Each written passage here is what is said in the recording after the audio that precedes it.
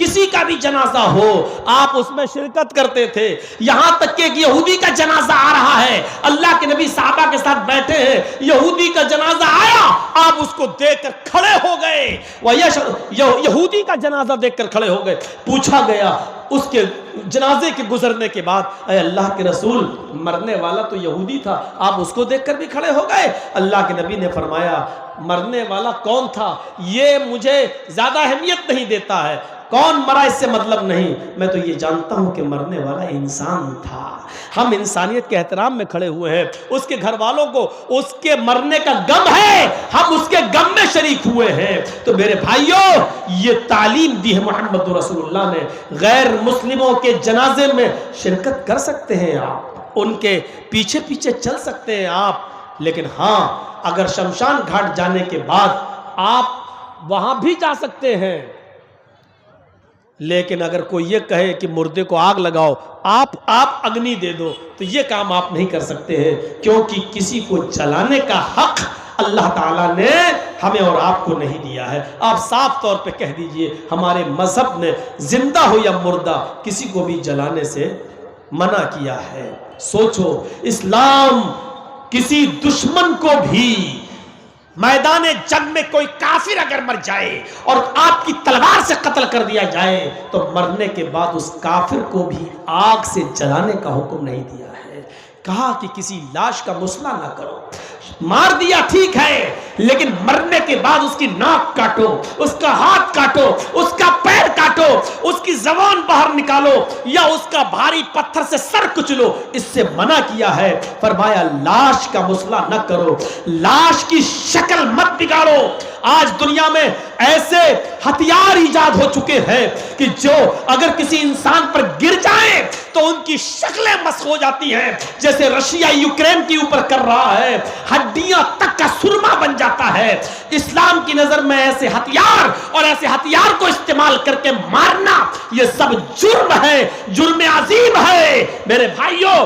لیکن سکون نہیں ہے, آج ایسے ہتھیار استعمال ہو چکے ہیں, ایسے ہتھیاروں کا ایجاد عمل میں آ چکا ہے کہ میرے بھائیوں کہ منٹوں میں نہیں سیکنڈوں میں میرے بھائیوں کسی کی ہڈیوں تک کو پیس کر رکھ دو, اس کی شکل تک بگاڑ دو. اسلام نے شکل بگاڑنے سے بھی منع کیا ہے کہ آپ نہیں بگاڑ سکتے ہیں. تو آپ سب کے جنازے میں بھی شرکت کرتے تھے, بلکہ اپنے دشمن عبداللہ ابن ابی کے جنازے تک میں شرکت کرنے لگے. وہ دشمن جس نے محمد رسول اللہ کو گالی دی, نبی کی بیوی کو پر زنا کی تہمت لگائی اور کہا کہ عائشہ فلا فلا آدمی کے ساتھ غلط تعلقات ان سے قائم ہوئے. حضرت عائشہ کی برات میں پاک دامنی میں اللہ نے سورہ نور کے اندر 18 آیتوں کو نازل فرمایا.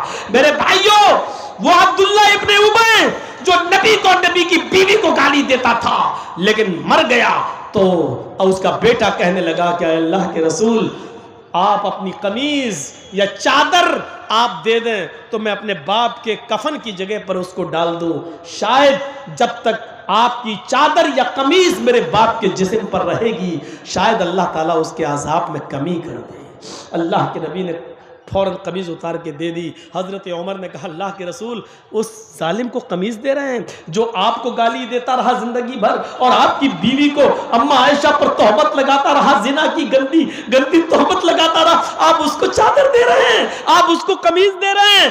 اخلاق کا عالم یہ تھا کہ اللہ کے نبی فرماتے ہیں اے عمر اگر میری قمیض پہن لینے سے یا چادر پہن لینے سے اگر اللہ اس کے عذاب میں کمی کر دے تو میرا کیا بگڑ جائے گا, اگر اللہ اس کے عذاب میں کمی کر دے تو میرا کیا بگڑ جائے گا.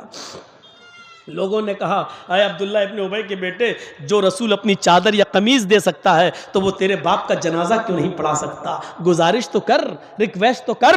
اللہ کے نبی کے پاس آیا بیٹا, کہا اللہ کے رسول اگر میرے باپ کا جنازہ پڑھا دیں آپ تو آپ کا کیا بگڑ جائے گا. آپ نے کہا کچھ نہیں, چلو میں تمہارے باپ کا جنازہ پڑھاتا ہوں. آپ اللہ کے نبی جیسے ہی کھڑے ہوئے عمر فاروق نے پیچھے سے قمیض پکڑ کے کھینچا, نہیں میں اس کا جنازہ نہیں پڑھانے دوں گا. اے اللہ کے رسول جو زندگی بھر آپ کو گالی دیتا رہا اور آپ کی بیوی پر زنا کی تہمت لگاتا رہا, آج وہ مر گیا اور آپ اس کا جنازہ پڑھا رہے ہیں, میں نہیں پڑھانے دوں گا. اللہ کے نبی نے کہا عمر میرے دامن کو پیچھے سے چھوڑ دو, اگر میرے جنازے کی نماز پڑھانے سے اگر اللہ اس کو بخش دیتا ہے یا اس کا عذاب کم کر دیتا ہے تو میرا کیا بگڑ جائے گا؟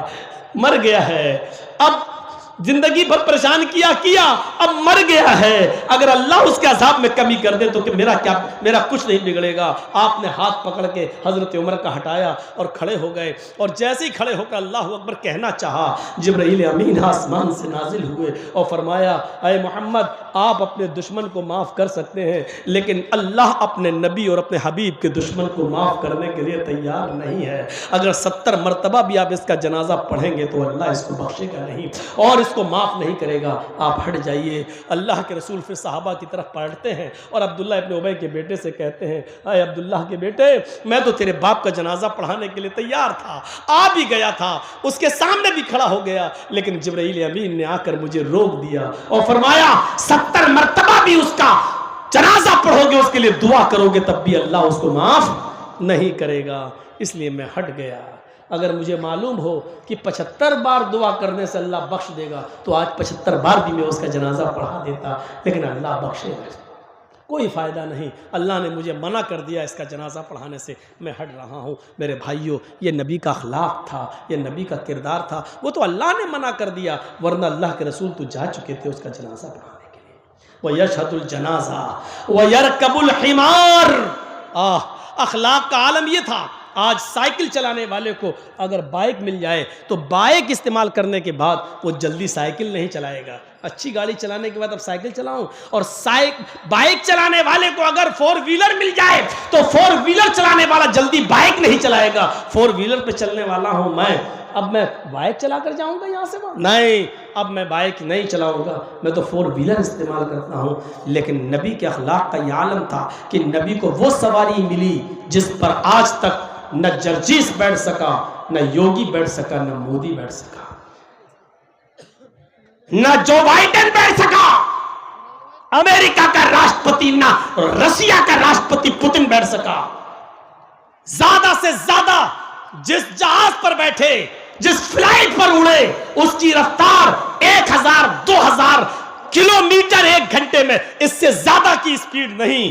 لیکن محمد رسول اللہ تو اس سواری پر بیٹھے جس کو براق کہا جاتا ہے، جہاں تک نظر جاتی ہے وہاں تک اس کا پہلا قدم ہوتا ہے، اور اس براق پر بیٹھ کر اللہ کے رسول نے 7 آسمان کا سفر کیا ہے، سدرۃ المنتہا تک پہنچے، اور پردے کی اوٹ سے، پردے کی آڑ سے اللہ کے رسول اللہ سے ملاقات بھی کر کے آئے۔ اللہ کو دیکھا نہیں، جو یہ کہتا ہے اللہ کے رسول نے اللہ کو دیکھا وہ جھوٹا ہے۔ اللہ کے نبی نے اللہ کو دیکھا نہیں، پردے کی اوٹ سے گفتگو ہوئی اور وہیں پر 50 وقت کی نماز فرض ہوئی، اور پھر وہیں سے واپس بھی آئے، ایک ہی رات میں بیت المقدس بھی گئے، نماز پڑھائی سارے نبیوں کو، وہیں سے آپ نے جنت اور جہنم کا دورہ بھی کیا، جنت کی سیر کی اور جہنم بھی دکھائی دی، اللہ سے ملاقات بھی کی، اور 50 وقت کی نماز کا تحفہ لے کے آئے جو کم ہوتے ہوتے 5 وقت کی رہ گئی، اور پھر اسی رات میں واپس بھی آ گئے۔ ایسی سواری پر بیٹھے ہیں، لیکن اتنی عظیم سواری پر بیٹھنے کے بعد بھی آپ کی اخلاق کا عالم یہ تھا کہ وَيَرْكَبُ الْحِمَارَ، گدھے پر بھی بیٹھ جایا کرتے تھے، اور گدھے پر بیٹھ کر ادھر سے ادھر بھی چلے جاتے تھے۔ آپ کے پاس ایک کھچر تھا، آپ اس کھچر پر بھی بیٹھے، گدھے کی بھی سواری کی، اونٹنی پر بھی بیٹھے، اور ایک اونٹنی تو وہ تھی جس کا نام قصوہ تھا، جس کو حجۃ الوداع کے موقع پر لایا گیا، اور قصوہ اونٹنی پر کجاوا کسنے کے بعد آپ نے اس کے اوپر بیٹھ کر حجۃ الوداع کا خطبہ دیا تھا لوگوں کے درمیان کہ لوگوں، اور وہ خطبہ پورا ایک اصول تھا، ایک ضابطہ تھا، ایک دستور تھا پوری زندگی گزارنے کا۔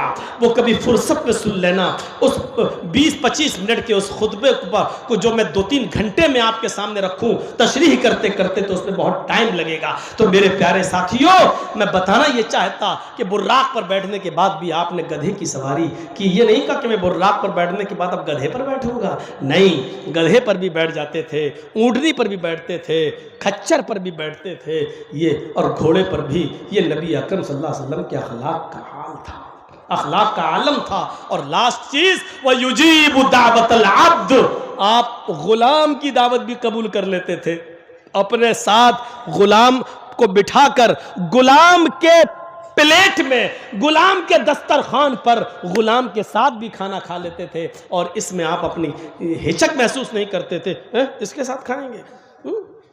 کبھی کبھی نوٹنکی باز اور ڈرامے بازوں کو آپ نے دیکھا ہوگا، میڈیا میں ان کی فوٹو آتی ہے کہ دیکھو فلاں چیف منسٹر نے، مکھ منتری نے فلاں دلت کے گھر میں کھانا کھایا ہے۔ یہ ایسے نوٹنکی باز اور ڈرامے باز آپ کو بہت ملیں گے، ایک ڈھونڈو تو 1000 ملیں گے، لیکن جب کیمرہ فوٹو لیتا ہے تو آپ دیکھیے گا کہ دلت کو الگ کھلایا جاتا ہے اور اس کو الگ، دونوں کے درمیان 2 میٹر کی دوری رہتی ہے، 2 میٹر کی۔ اگر کسی دلت، کسی چیف منسٹر نے اپنی ماں کا شدھ دودھ پیا ہے تو ایک ہی تھالی میں دلت کے ساتھ کھا کر دکھاؤ تو ہم جانیں یہ کام نہ مودی جی کر پائیں گے، نہ یوگی جی کر پائیں گے۔ یہ میرا چیلنج ہے، یہ دعویٰ ہے، ایک تھالی میں نہیں کھا سکتے ہیں، اور محمد رسول اللہ اپنے غلام کے ساتھ ایک ہی تھالی میں کھا رہے ہیں، اس کو احساس نہیں ہونے دے رہے ہیں۔ انسان ہونے کی حیثیت سے ہم میں تم میں کوئی فرق نہیں ہے، مقام و مرتبے میں اللہ کا رسول ضرور ہوں، لیکن انسانیت میں کوئی فرق نہیں ہے۔ تمہارے بھی 2 ہاتھ ہیں، میرے بھی 2 ہاتھ ہیں، تمہارے 2 پیر ہیں، میرے بھی 2 پیر ہیں، تمہاری بھی 2 آنکھیں، میری بھی 2 آنکھیں ہیں، تمہاری شادی ہوتی ہے، میری بھی شادی ہوئی ہے، تمہارے بیوی بچے ہیں، میرے بھی بیوی بچے ہیں، تمہیں سر درد بخار آتا ہے تو مجھے بھی بیماری ہوتی ہے، مجھے بھی سر درد اور بخار آتا ہے۔ میرے بھائیوں، آپ نے یہ ثابت کر دیا کہ انسان ہونے کی حیثیت سے کوئی فرق نہیں ہے ہم میں اور تم میں، اس لیے تمہارے ساتھ بیٹھ کے میں کھاؤں گا اور میرے ساتھ بیٹھ کر تم کھاؤ۔ یہ تصور تھا میرے بھائیوں، اس کو مٹایا تھا جنگ بدر کے موقع پر، جب سواریاں کم تھیں اور ایک آدمی، ایک اونٹنی پر 3 لوگ سوار ہوتے تھے، 2 آدمی بیٹھتے تھے اور ایک اس کی لگام پکڑتا تھا، پھر وہ بیٹھتا تھا، پھر دوسرا اس کی لگام پکڑتا تھا۔ ایک اونٹنی 3 صحابی کو دی گئی تھی جنگ بدر میں، 2 بیٹھتے تھے، ایک چلاتا تھا۔ اللہ کے رسول کو الگ سے کوئی اونٹنی نہیں ملی، اللہ کے رسول کو جو اونٹنی ملی اس میں بھی 3 لوگ حصے دار تھے۔ نبی کے حصے میں جو اونٹنی آئی اس میں ایک علی حصے دار تھے، ایک ابو دردہ حصے دار تھے، اور ایک خود اللہ کے رسول حصے دار تھے۔ اور تعجب کی بات یہ کہ جب اونٹنی پر سفر ہوتا تھا تو کبھی کبھی باری اللہ کے رسول کی آ جاتی تھی، اللہ کے رسول پھر اونٹنی کی لگام پکڑتے تھے اور علی اور ابو دردہ اونٹنی پر بیٹھتے تھے، اور آپ نے یہ حق چھینا نہیں۔ بہت کہا علی نے، بہت کہا ابو دردہ نے، ہم آپ کو پیدل نہیں چلنے دیں گے، لیکن اللہ کے رسول جو مساوات کا درس دینے آئے تھے، جو برابری کا درس دینے آئے تھے، انہوں نے کہا نہیں، تم جب اونٹنی کی لگام پکڑتے ہو تو ہمیں بھی پکڑنے کا موقع دیجئے۔ دراصل یہ اسلام کا وہ پرچار تھا جو 1400 سال کے بعد دکھانا تھا اور قیامت تک یہ بتانا تھا کہ محمد رسول اللہ نے اسپیشلسٹی اپنے اندر نہیں دکھائی ہے، کسی چیز کے اندر یہ نہیں دکھایا۔ آج ایک نیتا کے پیچھے 20 گاڑیاں چل سکتی ہیں، لیکن محمد رسول اللہ وہ واحد لیڈر، وہ واحد نیتا ہے، وہ واحد لیڈر ہیں کہ جنہوں نے اپنے 2 صحابی کو کہا تمہارے بیٹھنے کی باری آئی، اے علی اب تم اونٹ پر بیٹھو، اور اے ابو دردہ اب تم اونٹ پر بیٹھو، اب میرا اونٹنی کا لگام پکڑ کے لے کے چلنے کی باری آئی، اب میں لے کے چلوں گا، اور ایسا کر کے دکھایا۔ اور اسی چیز کو دیکھ کر کبھی مہاتما گاندھی نے کہا تھا کہ اگر اسلام کی شعائیں، اگر اسلام کی روشنی اس بھارت پہ ڈال دی جائے تو بھارت بھی جنت کا ایک نمونہ بن جائے اور جنت کا ایک ٹکڑا بن جائے۔ ضرورت ہے اس اخلاق کو پیش کرنے کی، ضرورت ہے اس کردار کو پیش کرنے کی۔ میرے پیارے ساتھیوں، 1 بج گیا ہے اور میں بنگال میں عام طور پر 10 بجے پروگرام کرتا ہوں، 11:30 12 بجے ختم کر دیتا ہوں۔ یہ بنگال میں مجھے سب سے لاسٹ میں ٹائم دیا، آج آپ لوگوں نے ریکارڈ توڑا ہے میرا، ورنہ میں بہار اور جھارکھنڈ چھوڑ کے بنگال میں پروگرام اس لیے دے رہا ہوں کیونکہ یہاں ٹائم صحیح مل جاتا ہے، 9:30 10 بجے مجھے بٹھا دیتے ہیں، 11:30 12 بجے جلسہ ختم ہو جاتا ہے، لیکن آج آپ نے 11 بجے مجھے ٹائم دیا۔ بہرحال آئندہ خیال رکھیے گا، ہم بھی انسان ہیں، اب پوری رات جاگنا اب ہمارے بس کی بات نہیں ہے۔ میرے بھائیوں، ہم باڈی ہے، ہمارا بھی جسم ہے جو سکون چاہتا ہے۔ مسجد کے لیے پھر سے ایک بار تعاون کی اپیل کہ اللہ کے لیے اللہ کے گھر کو بناؤ۔ حضرت ایک چیز اور سن لیجئے، بس بات ختم کر دی، بیٹھ جائیے، تھوڑا سا بیٹھ جائیے۔ حضرت تمیم داری مسجد نبوی بننے کے بعد سب سے پہلا چراغ جو جلا تھا مسجد نبوی میں وہ تمیم داری نے جلایا تھا۔ 3 مہینے 4 مہینے کے بعد جب آپ عشاء کی نماز پڑھانے آئے تو دیکھا کہ چراغ جل رہا ہے. پوچھا کہ اس مسجد میں چراغ کس نے جلایا؟ کسی کے پاس تو تیل نہیں تھا کہ چراغ جلایا جا سکے. آج چراغ جل رہا ہے. جواب دیا تمیم داری چراغ لائے. تو اللہ کے رسول نے مسکراتے ہوئے کہا اے تمیم تم نے مسجد میں چراغ نہیں جلایا, قد نورت الاسلام, آج تم نے اسلام کو روشن کر دیا. صرف مسجد تم نے نہیں چمکائی, پورا اسلام چمکا دیا. صرف مسجد تم نے روشن نہیں کی, پورا اسلام روشن کر دیا. یعنی مسجد کے اندر اگر کوئی کام کیا جائے تو مسجد کی مدد نہیں, پورے اسلام کی مدد ہو رہی ہے. مسجد میں روشنی ہو رہی ہے تو پورا اسلام چمک رہا ہے. اگر آپ مسجد کو مضبوط کر رہے ہیں اور بنا رہے ہیں تو آپ اسلام بنا رہے ہیں اور اسلام کو مضبوط کر رہے ہیں. یہ سوچ کر آپ مسجد کا تعاون کرتے جائیں. ہم تو اسٹیج سے اتر کے نکل جائیں گے, لیکن آپ لوگ مزید دے دیں, جو دے چکے ہیں وہ بھی دے دیں. یہ سوچ کر دیں کہ ہم اسلام کی مدد کر رہے ہیں اور جنت میں اللہ ہمارے لیے گھر بنائے گا. اللہ سے دعا کرتا ہوں کہ بار الہ ہماری خطاؤں کو معاف فرما دے, ہمارے گناہوں کو بخش دے, ہم جمیع مسلمانوں پر رحم فرما, ہم تمام مسلمانوں کو اتفاق و اتحاد کے پلیٹ فارم پر قائم فرما دے. جب تک ہمیں زندہ رکھ, اسلام پہ زندہ رکھنا, اور جب ہمارا خاتمہ ہو تو ایمان پر ہمارا خاتمہ فرمانا. وما علینا الا البلاغ المبین وآخر دعوانا الحمد للہ رب العالمین. السلام علیکم ورحمۃ اللہ وبرکاتہ.